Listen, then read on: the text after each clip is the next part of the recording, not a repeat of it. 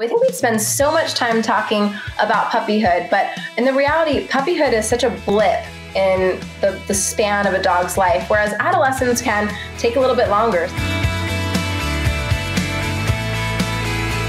When we think about adolescence, it typically starts around 5 to 6 months of age, and it can last up to 12 to 18 months of age. So the first thing that we have to talk about are the physiological changes of adolescence. So during this time, dogs begin to look more like adult dogs, but the brain is undergoing so much change during this time. So although we feel like, okay, my cute little puppy is growing up, surely he's gonna start acting more like an adult, but during this phase, the brain is still very much a puppy brain. One of the most common things that we get complaints about are sleep changes, which is really strange. So it's like suddenly we have this puppy that was sleeping a lot. Adolescent dogs tend to sleep less during the day. So it is very normal for there to be some weird scheduling changes, but they're typically very short-lived. So do not panic if you're suddenly having sleep changes with your dog. This is a very normal part of this developmental period.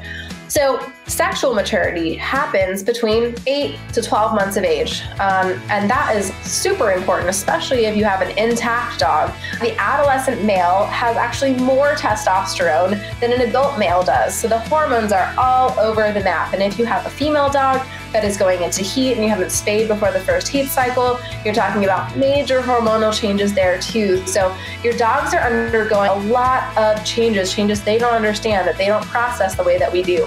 So we have to be patient through this period and really understanding that there is a lot going on behind the scenes. And the biggest one, especially as a trainer, are the emotional changes of adolescence, which come as a surprise, I think, to a lot of people, and can really catch them off guard because we do tend to see some really big changes during this age emotionally.